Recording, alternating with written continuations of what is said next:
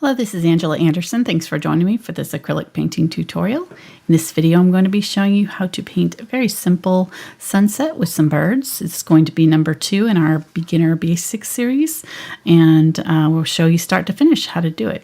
Got my husband Mark with me. Hey there, everybody. He's manning chat tonight during our live show, so if you've got questions, you can ask us, and I'll try to answer them. Let's get started.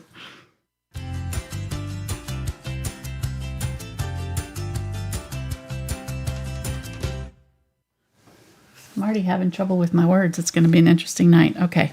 I'm going to be using... Are you okay, your ladyship? I am. I'm fine. Okay, good. We just finished Downton Abbey, so he's been calling me my ladyship. I'm using a Belgian linen canvas today. This is a Pro Series from Fredrix. Really, any size canvas will work. I did mention last week with my beginners, number 1 in the series, we went over all materials lists, kind of basically, talked about different canvases and things. So if you are interested in that, you can check that one out in our first of the series. But yeah, I'm going to be using this one. I would say for a beginner, if you're just practicing, something smallish is going to be easier to deal with than a really large canvas, especially with something like this where we're going to be blending and you're going to have to blend really quickly. Otherwise, as you go up in size with canvas, you want to go up in size with your brushes. So you would need a brush even bigger than this one that would cover, a good portion of your canvas so you can work quickly. Acrylics dry quickly, and so you have to kind of work a little more quickly to adjust for that. All right, I'm going to be spraying my canvas with a little bit of water too, so you're going to want a spray bottle as we work today. All right, let's go over our brushes that we're going to be using. So I've got a 2-inch flat. This is the fancy brush from Aspen, 2-inch Aspen Mottler, it's called. But you can just use like a foam brush or something like that if you don't have one that's that fancy. It's okay. It'll still work. I've also got a Princeton Bright number 10 and a Filbert number 6. And then that's in the Summit series with the long handle, 6100 Summit series. And then for our details, we're going to be using the 1/4-inch angle, a 4 round, a 1 round, and a 18-aught short liner. We used both of these brushes in last week's video, so we're adding a couple of brushes that we haven't used yet. And then I've got a 3/8-inch Deerfoot Stippler as well, and I've also got a blender. I don't think I'm going to need that. This is a 1/4-inch blender. I'm not sure that I'm going to need all of these brushes. I just kind of grabbed all of the ones that I thought I might need. I haven't painted this ahead of time, so I never quite know exactly what I'm going to need. So I just grabbed the ones that I think might work the best. And you're going to also want I've got a metal stylus, but if you don't have one like this is just like a blunted tip. It's got a very fine tip, metal little ball on the end here. You can use a ballpoint pen or a pencil. I tend to not like to use pencils to do tracing, but I'm going to show you how to use traceables. So if you've ever kind of wondered how to do that, we're going to go over all of that later on when we get to the birds section. So stay tuned for that. All right, let's go over colors and then we'll get started painting. I've got Cadmium Yellow Light. You could use medium if you don't have this color, and really any of these colors, just use what you've got that's similar. It's fine. Cadmium Yellow Light, Cadmium Orange, Cadmium Red Light, Quinacridone Magenta, Phthalo Blue Green shade, and this is Carbon Black and Titanium White, and this is some gloss glazing liquid. This is a slow drying extender for acrylics that I like to use when I'm doing blending. If you don't have this, it's fine. You can substitute with water, but having a little bit of the extender really will help a little bit to give us a little bit more drying time. So, and most glazing liquids won't have the extender in it. Golden's is the only brand that I know of that has that extender. Sorry, this is not supposed to be on there. It's just I got paint on it. But it's got the extender included. So All right. So are you going to have a tutorial on how to paint your glazing glass bottles? Yeah, no. Hey, real quick, do you All right. know what the equivalent in the Liquitex line is for the carbon black? If they don't have carbon black, Mars black probably be the closest cousin. All right, so I just sprayed one time with the water, and that will give us, what it does is kind of activates the fibers of the canvas and gets them prepared. If you've got a canvas that's got an open back, or you've got, you know, the wood around the sides and it's not a panel like this, then go ahead and spray the back of it as well, and that'll give us extra drying time as we're working.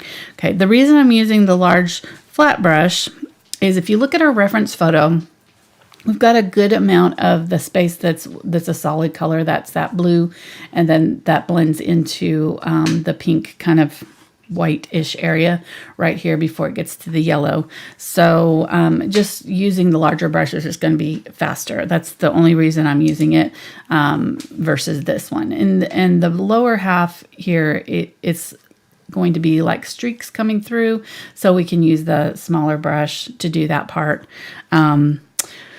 And the reason also is if you have two brushes, that then you can work a little bit quicker. So what's going to happen is I'm going to put that blue down and then the white, and then as that's drying, I'm going to try to get that yellow on and blend it up into that color just a little bit. In fact, I might do the yellow first and then do the blue. It doesn't really matter as long as you don't mix the blue and the yellow together, because you don't want to do that. That's going to make green, and you don't want the green to affect your sky. And because acrylics dry so quickly, you won't have time to clean out your brush in between the two colors. So, you know, I could put the blue on with this color and then clean it out and then start my yellow. But by the time I've cleaned it out and gotten my yellow on my brush and gotten to the canvas, this blue is going to start to dry. So that's what we're trying to avoid. We're trying to move quickly so that we can get it all kind of on the canvas quickly,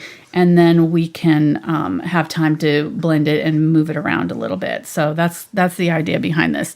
So I think I will go ahead and start with the blue because there's less to it, and I may grab it and kind of blend through with it when I do my yellow too. So I don't know. We'll see how it goes, but I'm going to go ahead and grab that. And again, dip it into my water. And I want to always be working with water on our brush unless we're doing a dry brush technique. So there's certain brushes like this one that work best when they're dry. But the rest of the brushes that we're going to be working with, like this one, is also another one that we would work with mostly dry. But if you get these brushes wet, a lot of times these brushes that are your stiffer bristle brushes, especially if they're natural hair, they'll get kind of soggy and they won't do the stippling effects that you want. So just mentioning that offhand here, we're going to be wanting to work with water on our brush. And if I forget to mention it, just kind of notice. That's why we've got our water jar there in the shot so that you can see when I'm dipping into it, because I may not always mention when I'm picking up water. But I will be picking it up frequently to keep my brush moist as we work, because we want to keep the brush hydrated. If your paints start to dry out a little bit, if your brush starts to dry out, it will suck the moisture out of your canvas, out of the paints on your canvas, and you'll end up using more paint than you need to. So to avoid using too much paint, we want to keep our brush wet as we work. Okay, so I'm making just kind of a light blue. I don't need very much blue at all. Mostly white, just a tiny bit of that phthalo blue. That's looking pretty good there. That water has kind of mostly dried on here now, so I'm going to go ahead and spray it just one more time. Just a little bit, because I've been talking so much. All right, and I'm going to put my blue just in this upper third here. So I'm going to go ahead and put it across here quickly. Again, you can use a foam brush if you don't have one of these brushes. I would say if you get one of these, take really good care of them. They're expensive, but they will last a long time if you wash them really well. And at the end of the show, I'm going to show how I clean my brushes. So I forgot to mention that last week, or I mentioned it, but I forgot to actually show it at the end of the show last week. Okay, so I got down to where I wanted it to be. And now I want my white to start to show up, and I'm going to have to wipe that blue out because I had too much blue still in my brush. And then pick up just the white and maybe a little bit of water because I wiped my brush dry. And then go right in here with that. And if I get the blue down here where I don't want it, I can take my paper towel and just wipe that off. And blend that out. Okay, so that's about all I need to do right there.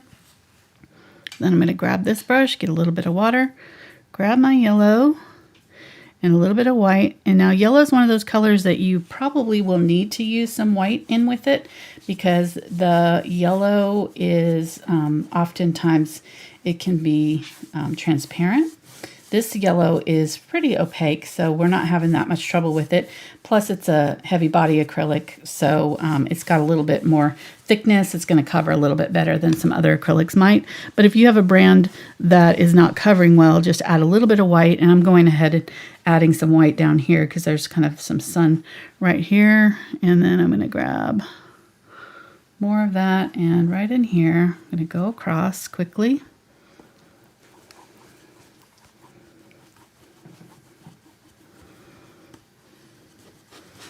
Just cover most all of this with that yellow, that bottom half of the canvas. Okay. Now that's on there. I'm going to go ahead and clean out my brush. I've got too much of that blue still on there to be able to blend it. I have not done anything to this brush. This is completely dry. I'm going to pick up a little bit of that white and I'm just going to go across this middle part right here and try to blend that together a little bit. It is going to get a little bit of a green, but that's okay. You pretty much can't help it. It's slightly green, but it's not obvious. All right, so now I'm going to go back to my yellow. Just mainly want this to look good because we're going to be working on this bottom part. If I don't have this blended, then it's going to dry with that streak through the middle. So I want to do that before I go on and do anything else with my sky. All right, so I'm going to get some orange, and now I'm going to start to put in my clouds. And I'm just going to streak these side to side through my wet paint. It's going to blend and make new colors as we go. That yellow is still wet, so it's blending in with the yellow. And if at any point while you're doing this your yellow feels too sticky, you'll want to stop. So if it's not blending at all and you just feel like the paint's just grabbing on the canvas, then just stop. And we can put a second layer on this same way. We can put a little bit of yellow on underneath and put some of these colors on over the top. But once that yellow starts to dry, once the acrylic starts to dry, they get sticky, and they will actually not stick to the canvas. They'll stick to your brush, and they'll start to lift off the canvas, and you don't want that to happen. I've been there, done that. It's not fun. And that's one of the things I think that that happens quite often with beginners when they first start working with acrylics, and they don't realize what they're doing wrong. And they just keep trying to add more paint. And once that paint starts to lift off the canvas because it's too sticky, it's trying to dry, it will just keep, you'll keep wanting to add more paint. So you'll be adding more paint, and then it will just keep lifting off, and you'll just end up with a bigger and bigger and bigger space that's got no paint on it. Or it'll start to get really thick and weird and like stucco texture, and the paint will kind of start to do weird things. So look at how pretty that is. All we've done is just kind of done side to side brush strokes. Now I'm getting my Quinacridone Magenta and adding that. So I started with my yellow, went to Cadmium Orange, Cadmium Red Light, and now the Quinacridone Magenta at the very bottom. And again, this is still wet. I'm working very quickly, and I'm just barely touching this canvas with this paint. I don't have a lot of paint on my brush, but you can see I haven't cleaned off my brush. I still have that yellow. I have, like, you can see the progression of all these colors on my brush, and you don't have time to clean out your brush in between the colors. So that's why I'm using all these colors that are mixable. They're all mixing well together. If I mixed this magenta with the pink, it would still make a really beautiful orange that would work with our sky color. You don't want to be mixing a color like the blue in here at this point. That will create a weird color that's not going to go with the rest of what we have in our sky. Okay, so I'm picking up some yellow and some white. And right here, I'm just have an area that's kind of didn't blend well into the sky, so it's starting to dry. So I'm going to just kind of go back over with my yellow. So this is what I would do if I get to an area and I've gotten, I've had to stop, my paint's drying, so I've stopped and I'm coming back to it. This is what you do. You put down your new color, and then you go back in with your old color, your yellow color that's next to it here, and then you just blend that back up into it, and it'll blend those two together as if you were blending into that in the first place. I hope that made sense. But now some of these clouds are a little bit puffy, so I'm just going to go ahead and tap with my brush to create little cloud shapes, and that's really all we're going to do. We're not going to do a whole lot else with that. The top part here, I think I want to add a few more clouds, so I'm going to go ahead and switch to my Princeton Select 3/8 inch. Now, if this is too sticky, it won't work, so we'll just try it and see. If it doesn't work, then we're going to have to just wait for it to dry completely and come back to it. Mark's going to be our hair dryer guy, so he's on standby. Well, that's important when you're beginning painting, is that you need to find yourself a good hair dryer person. Yes. Yeah. It can be girl, either whatever. Just So why don't you put a ad in the paper now, and put them through some tests. You ready? Okay. All right. So dry brush. Did not add water to it.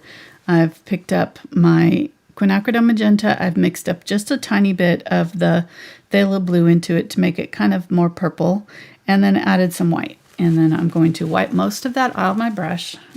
If I have too much paint on here, it's just going to glob onto here, and it's going to create a really thick cloud, and that's not what we want. We want it to be very subtle. So there we go. You can see how subtle this is. This is what we want. Now it is picking up a little bit of my color, but it's okay. It's still wet enough, but much longer and it wouldn't be working. So we're gonna have to work quickly here. I'm gonna go ahead and tap, just tapping up and down with this brush. Again, don't have very much paint in my brush here. Just adding a little bit of pink clouds to our sky. And I can see right here where it's starting to lift off. So I'm just gonna stop right there. And was I not on camera? I will not incriminate myself. Tapping straight up and down. Got real quiet in the studio. That was really, really quiet. I know I'm in trouble. Angela's as mad at Mark. Quiet. It's the same purple tappy stuff you did on the other side. Okay. You didn't do anything groundbreaking. Oh, really? Okay. Says the man who watches me paint twice a week, sometimes three times a week for the last 4 years. Sometimes 4. Exactly.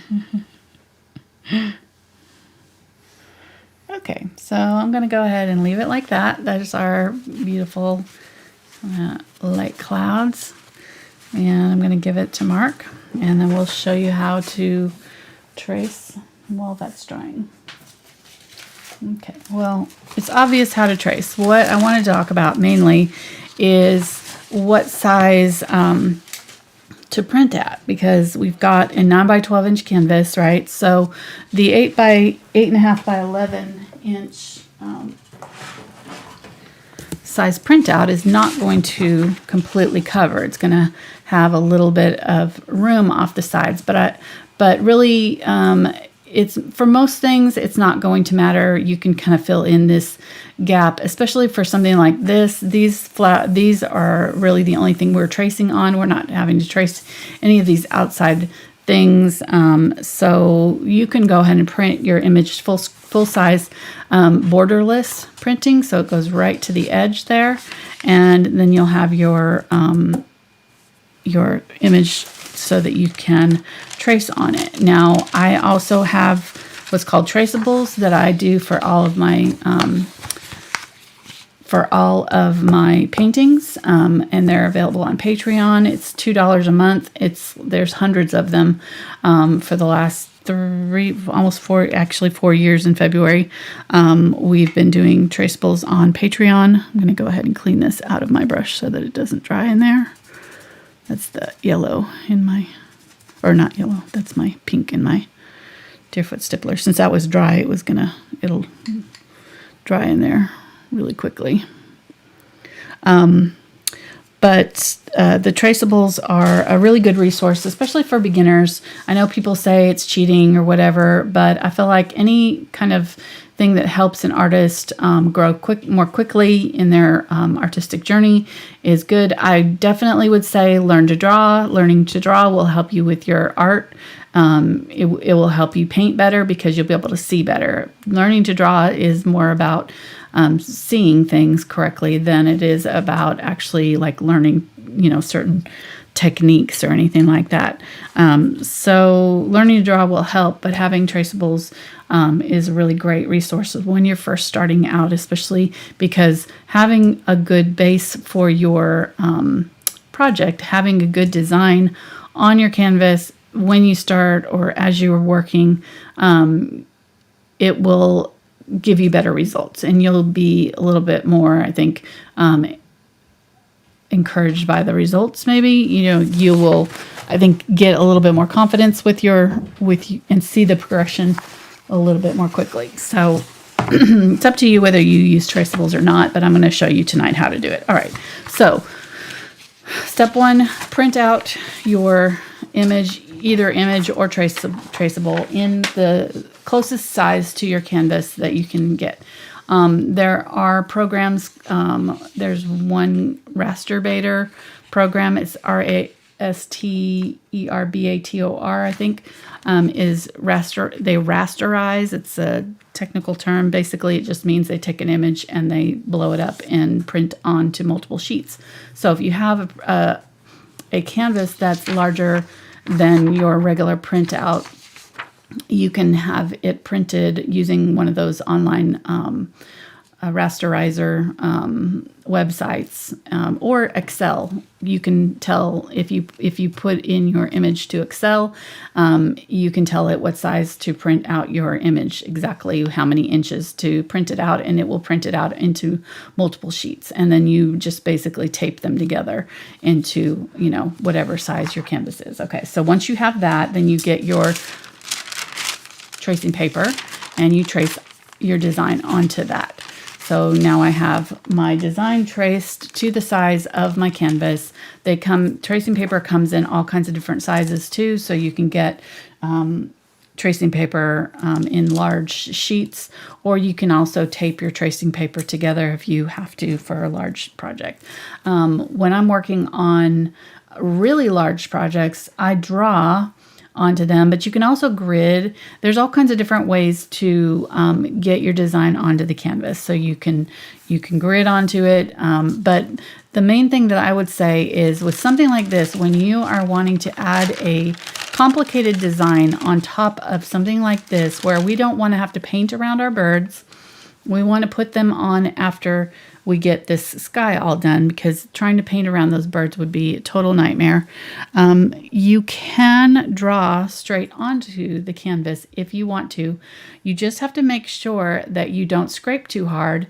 And so that's why I really think even if you're going to draw it, you should draw it onto something like tracing paper, or draw it onto a notebook and then trace it onto tracing paper and transfer your design. Anytime I'm doing something like this, unless I'm going to just wing it and paint it by hand as I go, drawing onto here can be really hard, because even if you're using a pencil that easily erases, it can still get into, especially if you're using a dark pencil, can still get into these little cracks and crevices of your background and cause you issues.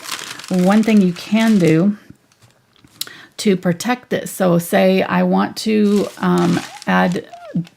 draw straight onto my canvas, but I want to make sure that my background image is protected, you can do a clear coat of like a clear isolation coat. Golden has a product called Isolation Coat.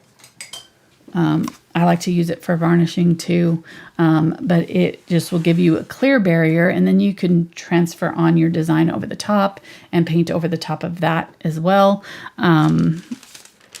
But I don't know, this may be too heavy. If you use something like this, I would add a lot of water to it just so that it was still porous enough to paint over. Okay, I'm giving too much information. Let's just go with this. Probably confusing people.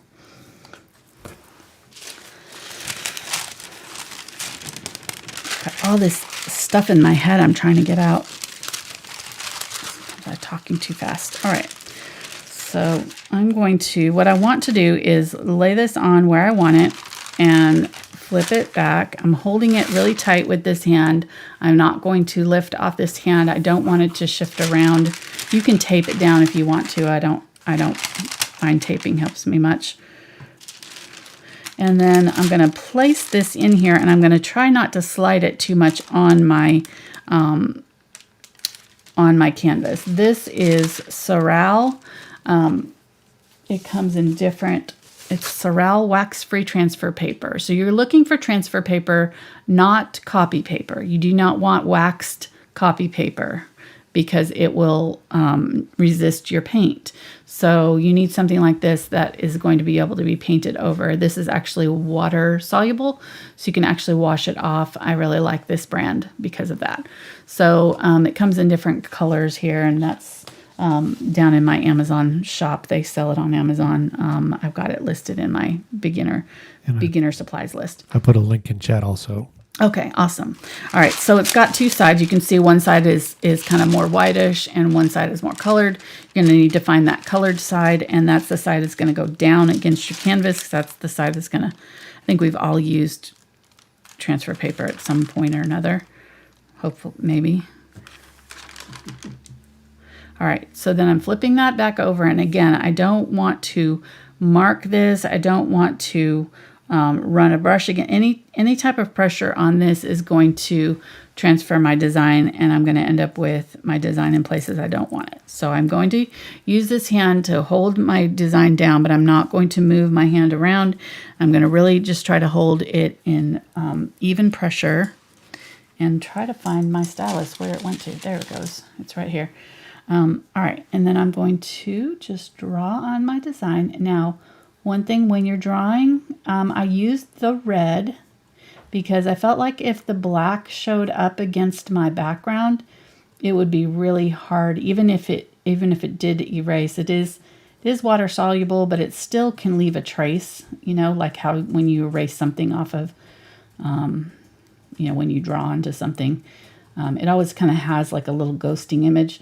So the red will kind of blend back into my background a little bit easier than a black would. So that's why I chose this color. I want it dark enough so that I can see it against my background, but I want it light enough so that it's easily erased and easy to kind of incorporate close to whatever the background color is that I'm working with. And then I'm also, as I'm doing this, I'm going just inside my lines.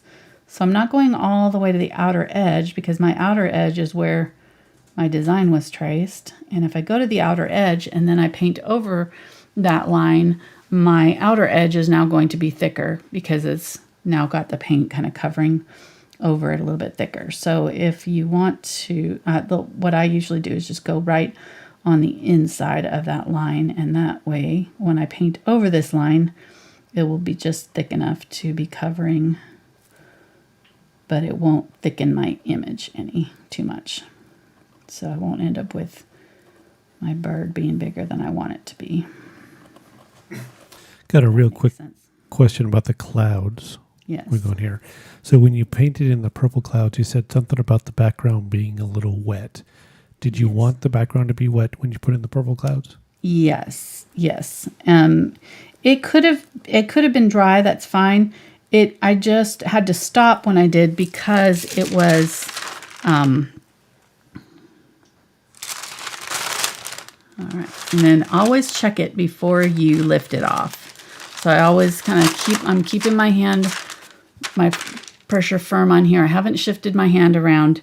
I'm going to shift it just a little bit right now so I can see more of this bird here. And just very carefully flip this up. Make sure that I got all of my tracing on here. So I missed a little bit of part of that bird right there. I'm going to flip that back and just finish that part off. Okay. There we go.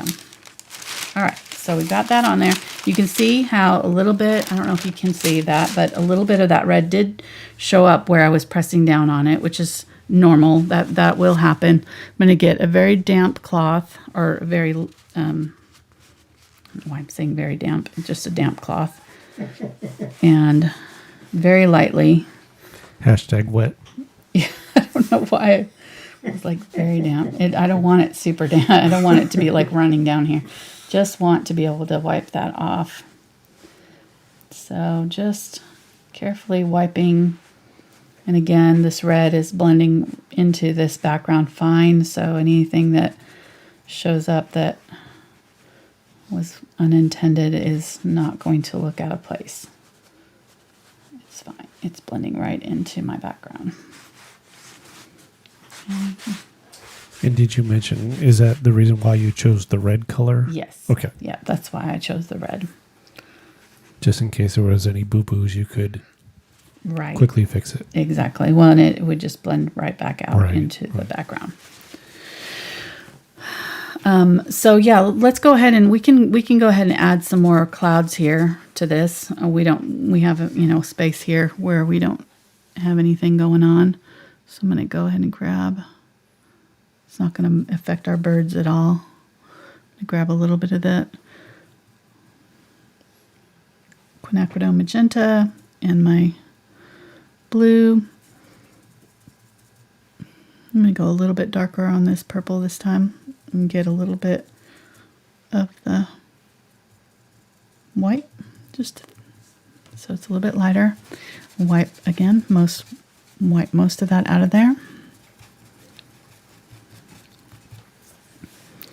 And then let's go ahead and I'm going to go right over the top of these clouds that I've already done and just barely touching down. Add a little bit more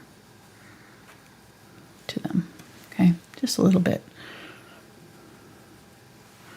Now in that area there, if I kept my blue wet enough, let's see. Yep, I've got a little bit of that blue. I'm going to go ahead and mix my blue with this color. And use that to do some clouds up there too. All right, wipe that brush out. Get a little bit of white. Mix my white, blue, purple with that. Wipe most of it out. And then I'm just going to kind of go back over this and blend that out, smudge it out a little bit.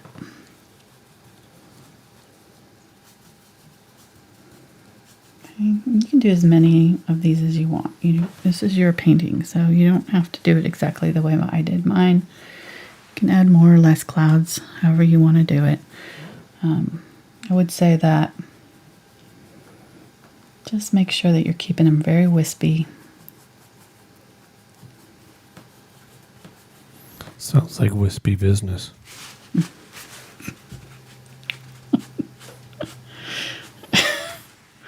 No puns. Well, I tried earlier, but you were talking so much you didn't come up for breath. I couldn't. I mean, I had a really good one too, and you just really left no opening. No. No.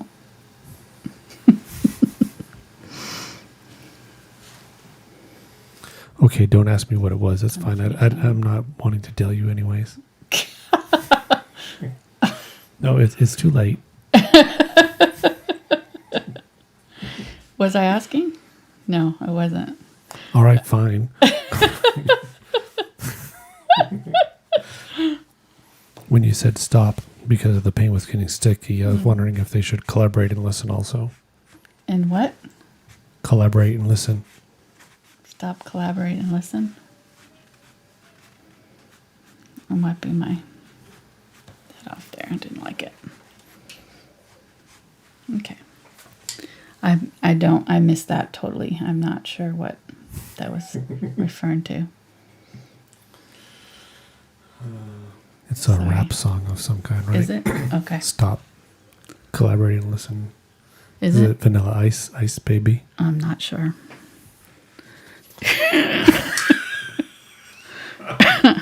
Moving on. Sorry to all the new people. Oh gosh, I'm gonna get comments about that. The guy in the background. Again, the $10 Patreon level, you pay not to hear me. So that's a tip. All right, so you can see how using the paper towel, though, can be really helpful, especially if you get, something on there that you just don't really like. You can wipe it off. Just make sure that if you are doing that, that your background is completely dry. Because if you try to wipe something off, it's going to wipe off your wet paint. So, just kind of keep that in mind. And also, I'm not rubbing really hard. If I was to go into this corner here and rub really hard, it will take that blue paint right off. Even though it's dry, this paint is not cured yet. It's not fully bonded to the canvas for another probably 24 hours or so. And during that time, it can still be basically wiped off your canvas. So there is another area down here that we could do if we want to, that was white, like a white highlight. So let's go ahead and do that. I'm going to get a fresh 3/8 inch brush here. I've got one that's dry. Having it dry is really important. You don't want it to be too wet. And I'm going to get some of my glazing medium. I forgot to use it in my background. Actually, I was going to mix it in when I did my colors, but it did fine without it. But if I had added it into my yellow, it would have just given it a little bit extra time to dry when I was adding those other colors on top. Okay, so getting my white, getting a little bit of the glazing medium or water, either one, wiping it all off, and then I'm just going to kind of come up here, find my spot, and just do my circle of my sun. Now, I want to keep adding more white, but I want to make sure that I'm not leaving a ring of white around here. So I'm going to very slowly add more white. And if you add too much at one time, if you get kind of impatient and you glob on that white paint, you're just going to end up with a big white blob, and you're not going to have this kind of subtle glow that we have going on there. Okay, so that's all I'm going to do right there. All right. So I've not fully washed these brushes out, but I have them, they're dripping wet. I have them setting off to the side on a paper towel, waiting to be to be washed later. So see, I can show that.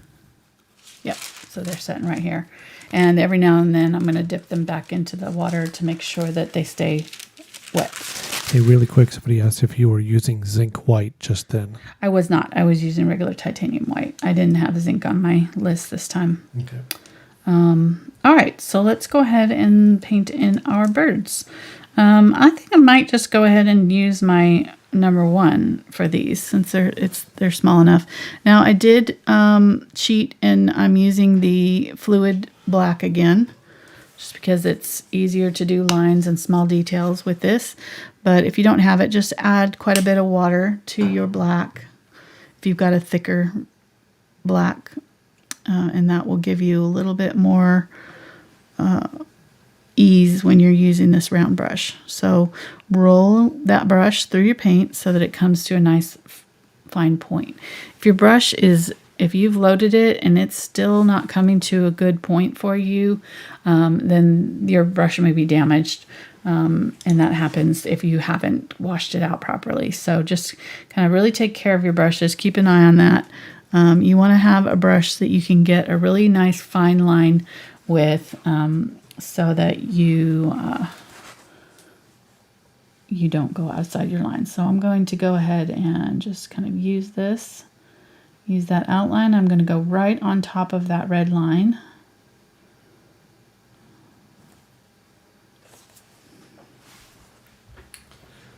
Somebody asked, do they have to put the clouds in? No. Because they don't do clouds very well. No, you don't have to. You can leave that part out. If you were, what I might do is bring the blue up just a little bit, maybe. You know, because without the clouds, it's a lot of blue, and then you've got all this going on down here. So I might just do that. It might give you a little bit more interest in your painting. Or you could streak up in here just the same way we did this. Instead of using the clouds, you could just take, while that blue's wet, you could take a little bit of that Quinacridone Magenta and white and just streak some across the way we did this here. This is way, probably a lot easier than doing this. I'm going to get a different brush here because my number one had a little stray hair sticking out of it.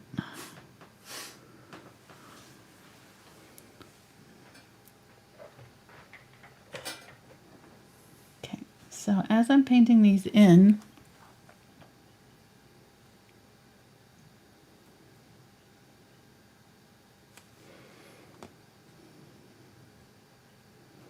I'm going to use the outside of my brush just to kind of create some little detail there. Little feathers happening. And then I can just pull down that way and kind of let them happen. You can see how far up I'm holding this, and I'm holding it like I would a pen or pencil.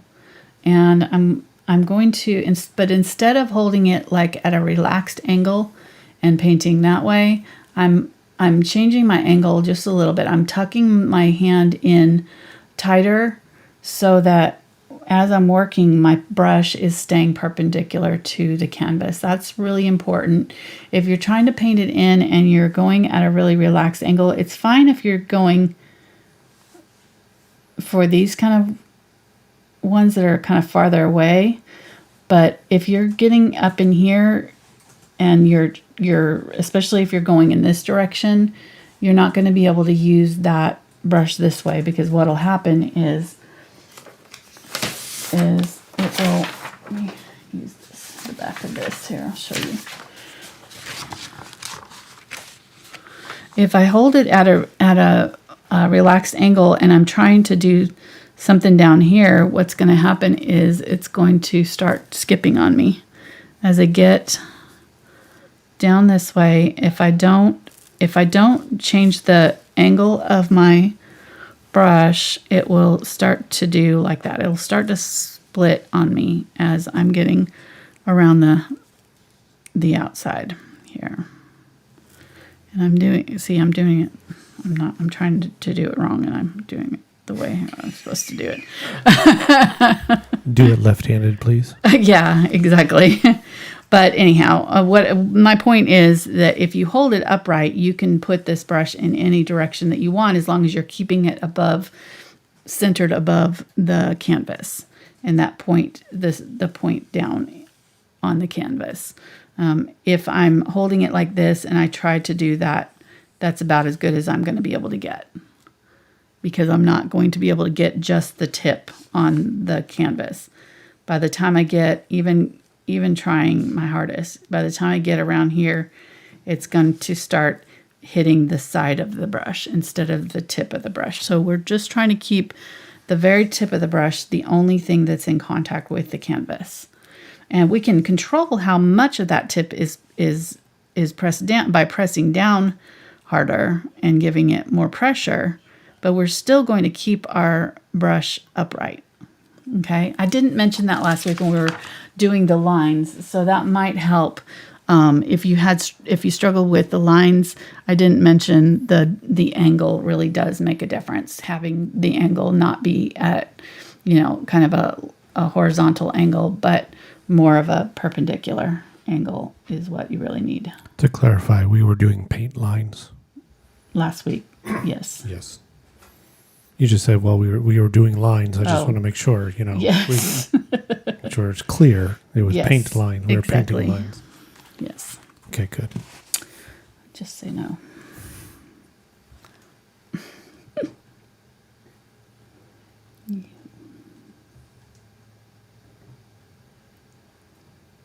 Okay.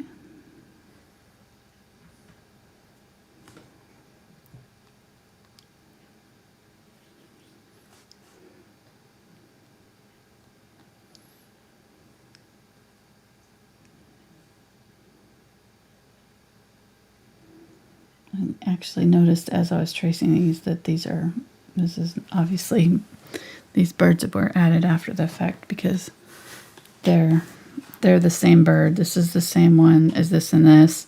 These three are the same. They've just changed the angles and sizes a little bit. Maybe they're all related. Maybe. I don't know. They could be like twins. They're synchronized doves.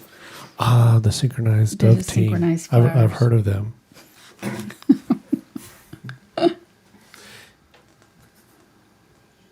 Completely unrelated. They had a pigeon show up in Australia that had a U.S. band on it. I did see that. They thought it had been the one that went missing back in October. Uh-huh. And that maybe it hitched a ride Really? on a boat, and they were going to kill it because they didn't want any diseases or anything. But then the U.S. racing team, there's the actual thing.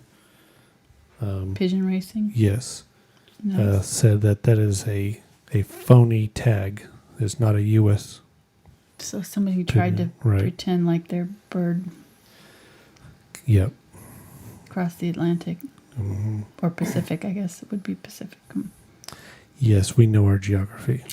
Check. Some big body of water.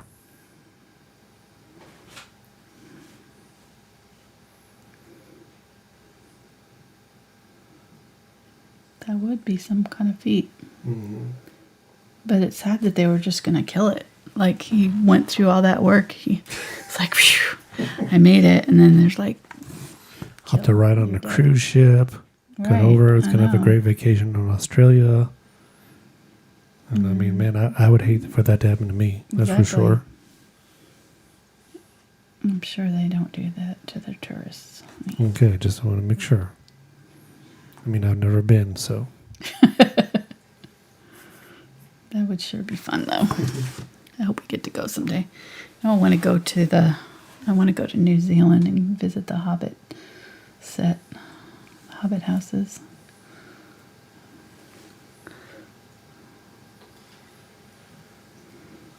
Lord of the Rings set. There's a Hobbit house here in Russellville. Is there? Yeah, Rob was doing a raffle for it. But what is it? It's like a bed and breakfast that somebody's Done a replica? Yeah, duplicated the Hobbit house. Really? Apparently so. Well, so that's so it'll be a lot cheaper. Yeah, it's the next best thing. So I know what I'm getting you for our anniversary this year.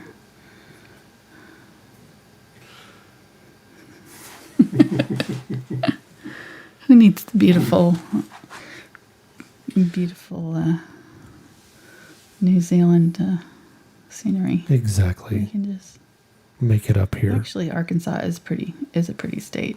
It We do is. have some very pretty, Somebody very scenic. Yes, come visit. It's nice. Mm-hmm. Real quick, somebody wanted to know on that other brush that has the long errant hair. What are you going to do with it? Will you cut it off or what? Yeah, I am. I'm gonna have to cut it off. It's just one little one right there, and it happens sometimes. It's just a manufacturing defect. It's not any, because this is a brand new brush. But yeah, you just carefully, very, very carefully, because you don't want to cut off the good bristles. That's for sure. So I'm just going back through here and adding some detail to my wings, because I kind of, when I traced them on, I kind of didn't have any of that fluff that's happening. I'm kind of scalloping the bottom edges of the wings a little bit.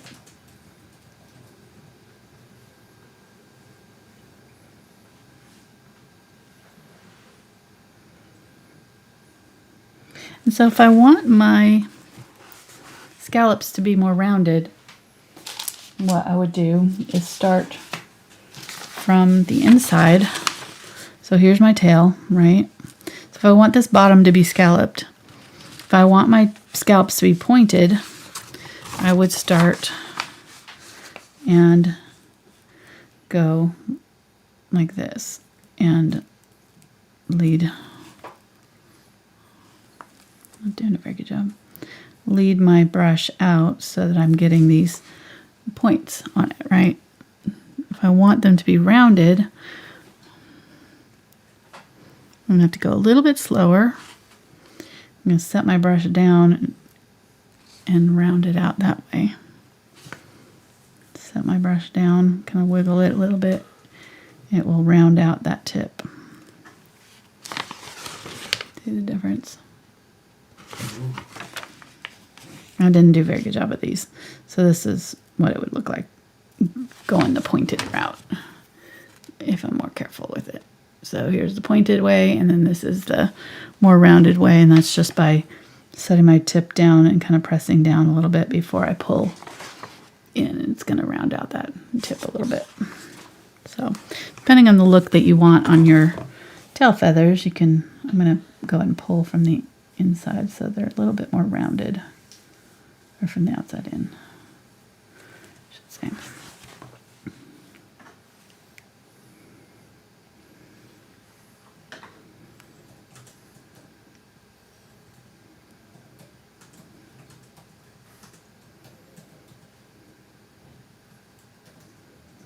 And then I'm also smoothing out that paint as it's going on so that I'm not getting big lumps of paint on here.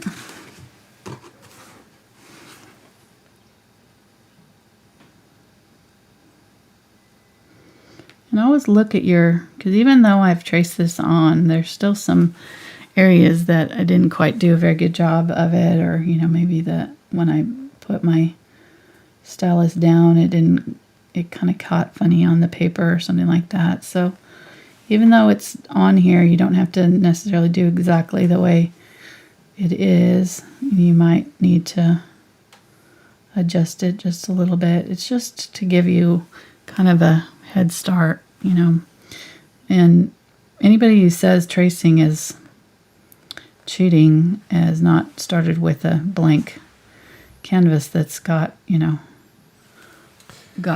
tracing on there and painted a dog or a cat or something like that from it, because even though your drawing basics are there, you're still in charge of what is actually happening on that canvas. And there's a lot of different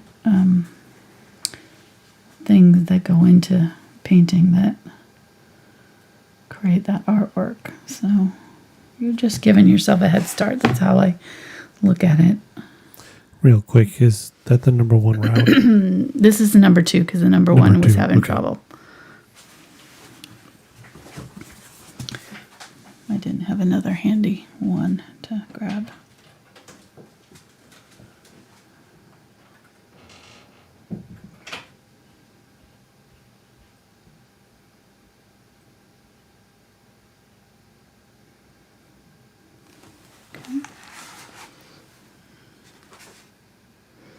I feel like silhouette paintings like this are one of the best kind of practice paintings to start with for beginners, because you can do your background however you want to, and then you can do your silhouette in any kind of configuration you want. I've got several different silhouettes. I've got giraffes, and I've got people, and I've got birds here, and just different ones, all kinds of different silhouette subjects. I think we did a fishing one last year, fishermen. It just makes it a lot more accessible because you don't have to worry about the color of these birds or anything, but just their actual form, their shape. So, yeah, shape. So.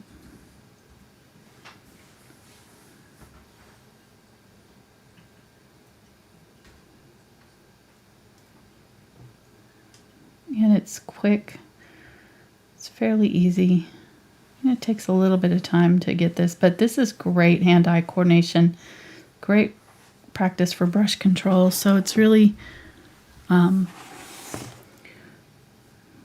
really good. It gets that brush in your hand, gets you painting.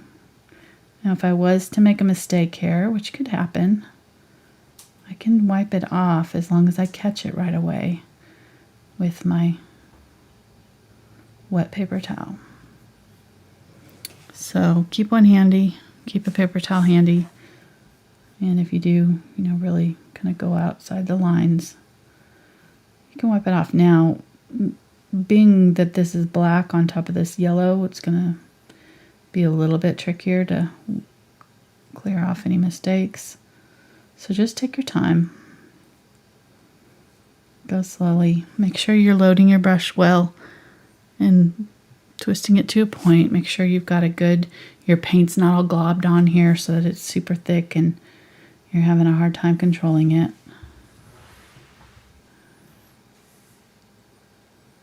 And just start from the outside and work your way in.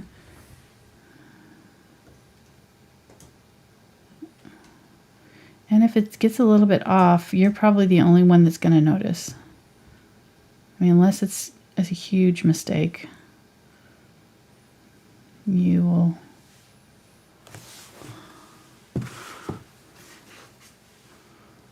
probably be able to get away with it with nobody even noticing. Kind of reminds me of that rabbit, that winter scene you did. The what? The rabbit. I remember you were like, okay, well, maybe it's turning into a bear or something like that. Which is, for some reason, that. Oh, yeah. The white silhouette. Mm-hmm. Yeah.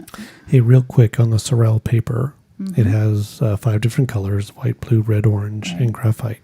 Right. Is the graphite just the color, or is it actually graphite paper? Do you know? It's a, I think it's, I don't know. Actually, like a gray color? Yeah, it's a gray color. Right, okay. Right. Yeah, but it does erase. So okay, and you can paint over it. So perfect. It's not like regular graphite, like a pencil. Okay, so it's probably just that gray, charcoal color. It may have some graphite in it, but it's not like using a pencil. All right, we'll do a chemical analysis later on. Mm-hmm. We'll see. Let you get back with you. Yeah. Alrighty, there we go. Got our little birdies. Aw, fun. Okay, and that is pretty much all I'm going to do. I'm not going to do anything more with the clouds. I think we got it all on there the first try. I hope this shows you, that this can be fairly easy. I think the key was to use that yellow while it was wet, get it on quickly and not fuss too much about any one little detail. Just kind of keep on moving. Don't use too much paint so that you don't have, if you feel like you have too much paint or your paint is not going on smoothly, or you're just, you go to put it on and you get this huge red line that goes all the way across, something like that, then wipe your brush out and then get some more of this yellow and go back in the opposite direction. You can always kind of push it back, especially when it's wet.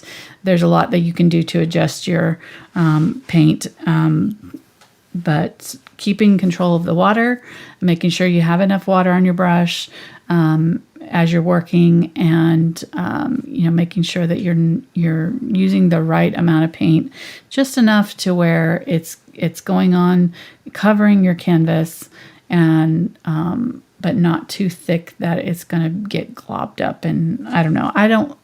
Especially because we're doing these birds on top. When I'm doing multiple layers like this, you really need a smooth surface underneath. If you've got, super heavy texture underneath on these clouds and things, then doing these birds is going to be a lot harder, because you're going to have to, be going in, up and down and in and out of these little divots that you've created. So anyhow, that's about it. We got that done in an hour. Let me show you how to clean the brushes while Mark's talking there. I'll sign it.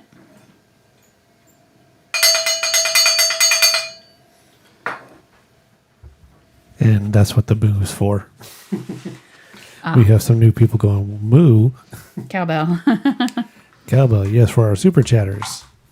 So we had 3 super chatters tonight. Oh, wow. The first one was from Andy, and she didn't give any special message, but got a little, looks like kitty painting emoji. Oh, thank you. So thank you, Andy. And the second one was from Cindy, and she says, thank you both for being so generous with your time, talent, and your humor.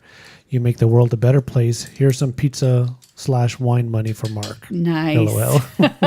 He just came home with wine, how'd you know? Hey, what? He did. What? Perfect. And then also we had one just come in a little bit ago from Kristen. She says, thank you, Angela and Mark, for all you do and give. Oh. So thank you to Kristen and to Cindy and to Andy. Thank you, really guys. appreciate That's it. awesome. You guys are sweet. Paintbrush washing. Yes. Okay. So I have no clean water here. I should have had you go get me clean water while we were talking. But basically what I'm going to do is when I get, I'll bring this over here. No, it's fine. It's fine.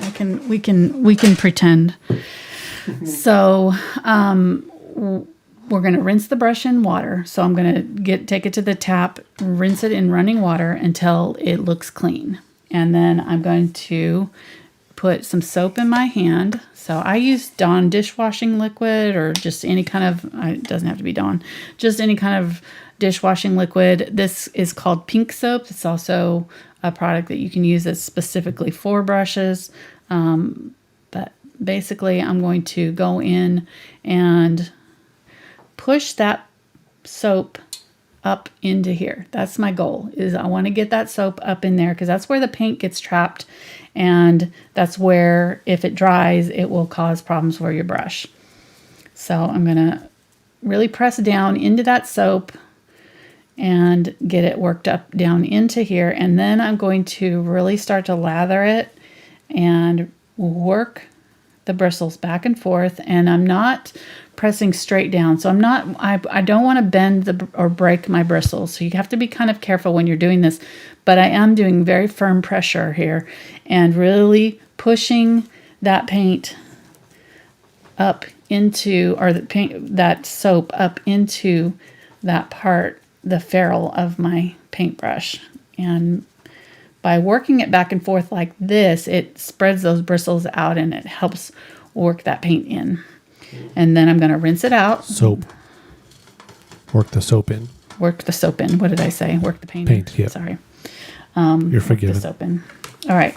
So then I'm going to rinse it out and check it on a white paper towel and press down really nice and hard and see if I still have color in there. And you can see I still have pink in there. So I'm just going to repeat. I'm going to do this all over again. I'm going to rinse it some more, put some soap in here, wipe it, and just clean it. And sometimes I have to do it 3 times before I'll get all the paint out of it. If you see any color on here, you have to keep cleaning it until there's 0 color on your brush. And then once you're done, rinse it out really good, get all the soap out of your brush, rinse it with water, and just lay it flat on a paper towel until it's completely dry. If you set it upright right away, that water goes down into the ferrule and it can crack your handle. It'll like the water will pool down in here and it can crack your handle. So by setting it down horizontal or even at a slight angle, but make sure that nothing is bending your bristles. So you don't want this setting up against something. I've had students who took their brushes home and didn't clean them right away, and they ruined their brushes. Or they cleaned them out and then they put them back into their brush container and they were all setting up and smashed up against each other like this, and they'll dry like that, and then you'll end up with a brush that's got a bend in it, and you can get those out by kind of dipping them to really hot water a few times, but it's just better to take really good care of them, reshape them into the shape that you want them to dry into, and then lay them flat, let them dry overnight, and then set them upright in your cup. And make sure that when you have them in your cup that they're not pressing up against each other. So don't have them up against a wall or something where they're going to bend any of the bristles. Just make sure that they can all kind of have some space and play nicely with each other. And keeping them upright like that is a good way to store them. Right. Yeah, that was a very good tip about not storing them straight up and down while they're still wet, because that water will get into the wood. The wood will expand and it will crack. Exactly. And Angela has some paintbrushes. I have lots of paintbrushes with tape around them. Well, so. I used to be worse than others, but there's some that this is what happens. And this is probably what happened was I used this brush and left water in it too long, or I left it setting in my water too long, or I was just using it for a very long time, and that water got worked up into the wood, and that's what happens. Okay, so for a round brush, it's basically the same thing. With the round brush, you're going to be twisting it instead of so with this one, I'm wiggling it side to side and even holding it on its edge and pressing down like I would if I was painting a line. That gets it up in these little corners. So doing like this and doing like this, and really always pulling it in the direction that the hairs want to go. I'm never pushing it this way against the hairs, because that'll break those hairs off. And same thing with my round brush. So I'm going to get my soap, work it in there, and then really run it in circles on my palm, around and round, back and forth in every single different direction, trying to make sure that I get that paint worked up in here as best I can.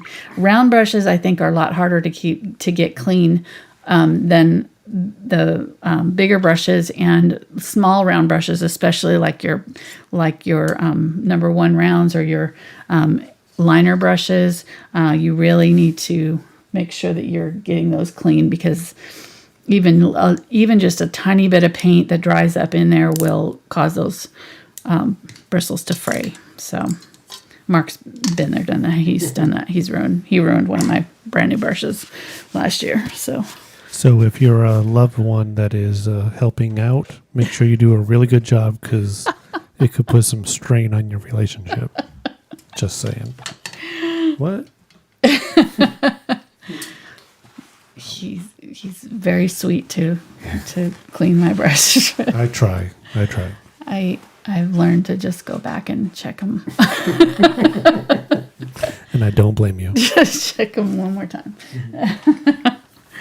But yeah, and I give yourself a good 15 minutes to a half an hour after you paint. So if you know you got to be somewhere when you're painting, give yourself a good at least 15 minutes to clean your brushes out. That's a minimum to do a really good job and get them fully cleaned. It will save you money in the long run, because you will save those brushes from being destroyed, and you're spending too much money on your brushes to treat them badly. Right. Somebody has asked, what temperature should the water be? I do like lukewarm. Don't do it too hot. Don't do it, cold is fine, but lukewarm is about right. So.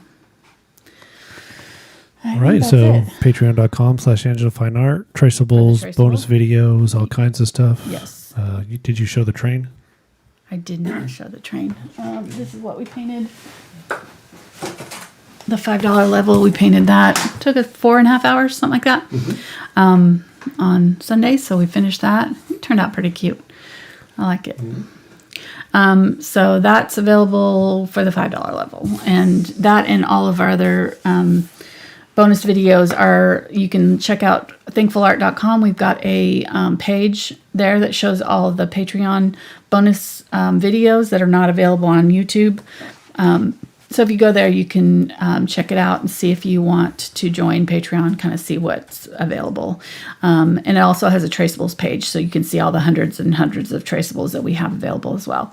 And also at thankfulart.com, you can also sign up for our newsletter, and we'll have, we send out a weekly email that kind of shows you a recap of what we've done that week and what's upcoming. And it also sometimes has like bonus pictures of our dog and things like that. Things we don't share other places. Just because. All right. Thanks, guys, for hanging out with us. Hope you really enjoyed this series. If you want to see something in future, be sure to leave a comment. I love to hear from you. And let me know how you're enjoying the series. I hope this is helping you beginners get a little bit more confidence as you're working towards your art goals. And we'll be working on a chair and some flowers next week. So that'll be a little bit, each week we're going to get a little bit more difficult, a little bit more different techniques. So hopefully you'll join us for that and enjoy it. All right. We'll see you Saturday is going to be another one of our large flower series. We're going to be painting a lily. So if you're into that, you can check out that as well. All right. That's it. We'll see you guys next time. Thanks for watching. Bye.